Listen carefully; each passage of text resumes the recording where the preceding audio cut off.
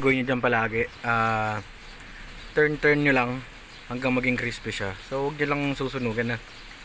Yun yung pinakamahalaga. So kahit anong bacon naman pwede. You can use Swift bacon, pero sa akin kasi honey cured. So nabili ko siya sa friend ko para mas mura. Lagyan natin egg. Mapansin nyo, hindi ko pa rin naalis yung bacon para continue yung pag-alis ng grease at ma-absorb ng egg.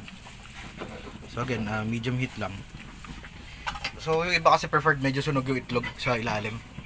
So lastly, sa bacon naman, kailangan i-cut nyo. Ayan, i-cut nyo siya para maging presentable naman.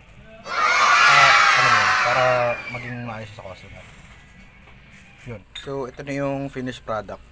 Pero lalagyan natin cheese yung kasi yung signature ng Baxilog. Ito naman cheese ko is blue cheese yan. So ilalagay ko lang dyan. So, bahala na kayo kung gaano kadami. Pero kasi di ko masyadong dinadami, mga ganyan lang yan. Pero iba gusto madaming cheese, so nagpapa-extra cheese na lang. Sakto lang gusto ko, ganyan. So yun yung finished product. Salamat sa panonood. Huwag nyo kalimutan mag-like and subscribe. Thank you.